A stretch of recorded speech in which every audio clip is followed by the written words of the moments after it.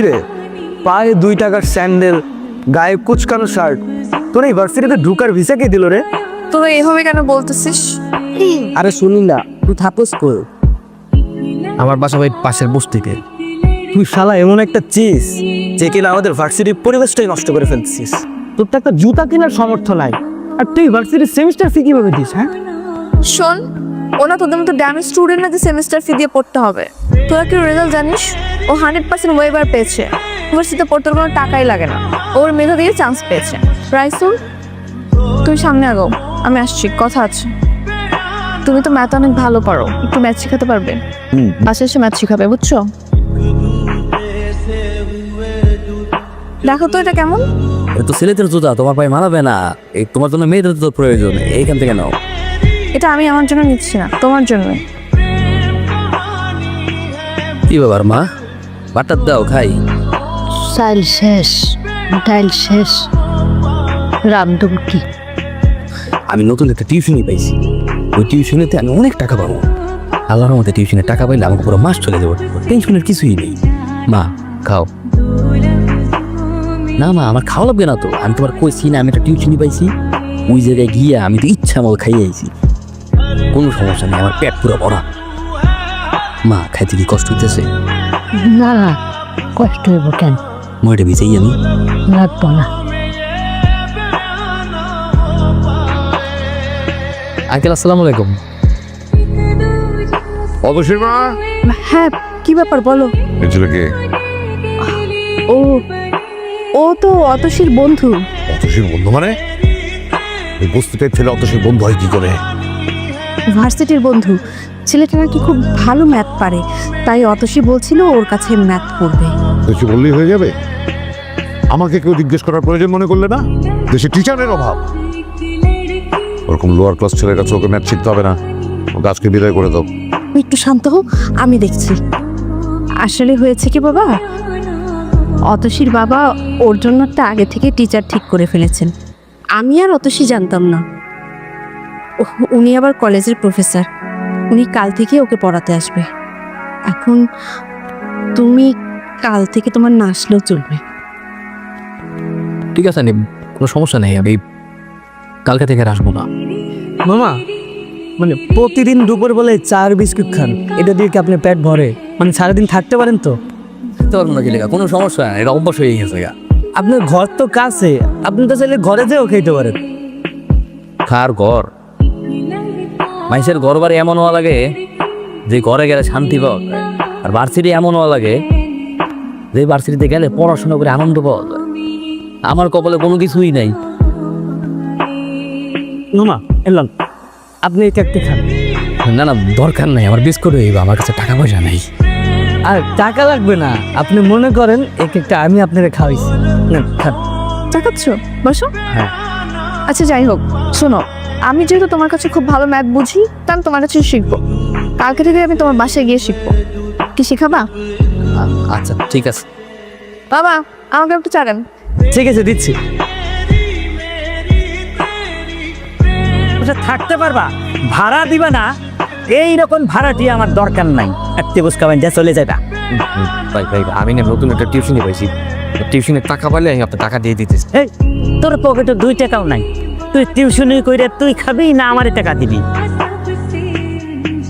Please sir, চালিয়ে আছে পা ধরতেছি স্যার, প্লিজ স্যার এমন করেন না স্যার, পা ছাড়ো প্লিজ। আরে পড়াশোনা করতে পারবে না স্যার, আমার স্যার একটাবার সুযোগ দিন স্যার। চাও তো? স্যার কি হয়েছে? আর বলো না, ও লাস্ট সেমিস্টারে খারাপ করেছে, এই জন্য ওকে 25% পে করতে হবে সেমিস্টার। স্যার, এই পেমেন্টটা ওর জন্য বেয়ার করা তো একটু টাফ। আপনি একটু চেয়ারম্যান স্যারের সাথে কথা বলেন না।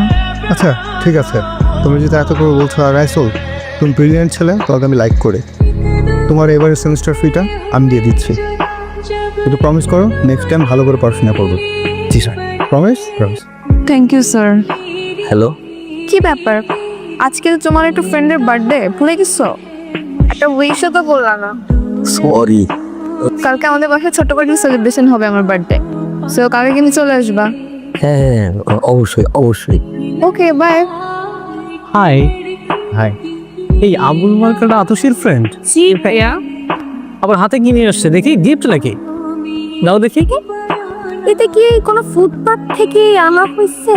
আপনি আবার করে এবার বেশি বেশি হচ্ছে। মা ওইদিকে গিয়ে ডেকে নিয়ে আয়, আমরা এদিকে কেক কাটার ব্যবস্থা করতেছি। যা মিস্টার আবুল, এদিকে আসেন, শুনেন।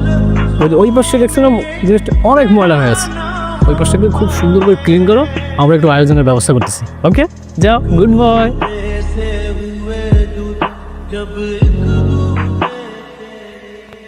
চল কেক কাটি।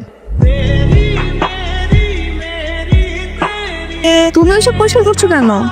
শখ হয়েছে পরিষ্কার করতে, একটু করুক না, সমস্যা কি?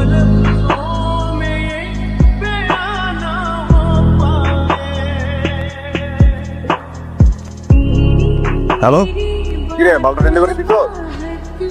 ভাই আপনি যারা ফোন করছেন আমি সে না, আমি সাধারণ একজন পথচারী। যারে ফোন করছেন তারা কারা জানি গুলি করে চলে গেছে। একটা কাজ দিব, লাশের পাশে কি কোনো সুটকেস আছে? হ্যাঁ আছে তো। শোন ভাই, তোরে আমি একটা কাজ দিতেছি, তুই লাশের পাশে যে সুটকেসটা আছে এটা গাবতলির বসির পাচারে যা দিয়ে আসবি। তুই যদি কাজটা করতে পারো তোর আমি 2 লাখ না, তোরা আমি 5 লাখ টাকা দিব। পারবো পারবো পারবো।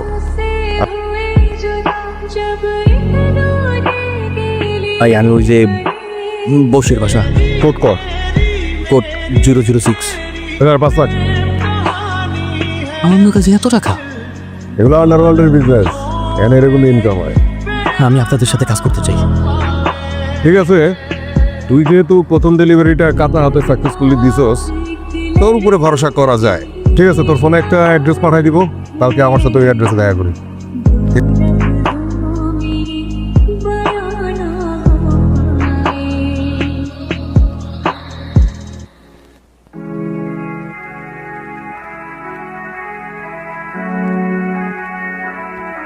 মানে কিভাবে কি সম্ভব? আপনি কি নিউজ দেখেন না? কিসের নিউজ? ইন্টারন্যাশনাল মার্কেটে সর্বোচ্চ বাংলাদেশি ট্রেডার রাইসুল হাসান একদিনেই 1 কোটি টাকার বাজি মার। কি করলেন এটা মামু? আমি ওনার চা খাই না, সময় চেঞ্জ হয়ে গেছে। হ্যাঁ যেটা বলতেছিলাম, আগে তো প্রতিদিন আমার দোকানে এসে খাইতেন, আজকে আপনার কটা টাকা হয়ে গেছে দেখে আপনি আমার ভুলে গেছেন। শোনে ও হ্যাঁ দেখতেছেন ইম্পর্টেন্ট কথা বলতেছি, সরান তো সরান। এই সেমিস্টারে তোমার 0% ওয়েবার, কোনো প্রকার ডিসকাউন্ট পাবা না। আর আমি টাকা দিয়ে তোমাকে কোনো প্রকার হেল্প করবো না এবার। কয় টাকা লাগবে? যা লাগবে সব দিয়ে জাস্ট মিনিট, এক্সকিউজ মি। আরে তুমি কি অবস্থা তোমার? এত পরিবর্তন। গাড়ি কি আপনার? না, গাড়িটা তো আমার না। তো এই যে পার্কিং করা ছিল তাই বসে আছি। কেন, কোনো সমস্যা?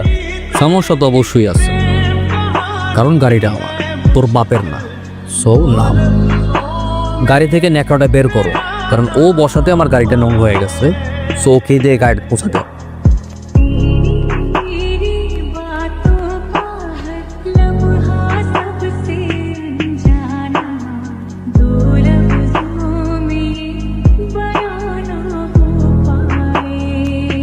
পানামাও বাবাই বিয়ে হচ্ছে না। আমি যে রাইসুলকে চিনতাম, যাকে আমি ভালোবেসেছিলাম, সেই রাইসুল তুমি না। কিন্তু তোমার পরিবার, তোমার ফ্যামিলি এই রেসিপিকে পছন্দ করে, ওই রেসিপিকে না।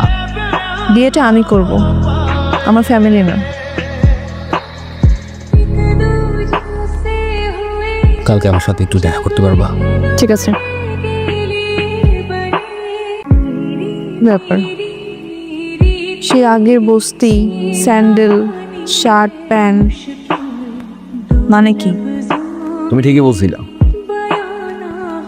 হুট করে এতগুলো টাকা পাওয়ার পরে আমি অমানুষ হয়ে গেছিলাম। আমি এখন মানুষ হয়েছে, পড়াশোনা শেষ করতে চাই, সৎভাবে উপার্জন করে নিজের পায়ে দাঁড়াতে চাই। তাই আমি আমার যত স্থাবর যত সম্পত্তি আছে, যা কিছু আছে, সব কিছু বিভিন্ন এতিমখানা মাদ্রাসায় দান করে দিয়ে এসেছি। এখন কি আমি ভালোবাসবে? ভালোবাসি বলেই তো আসছি।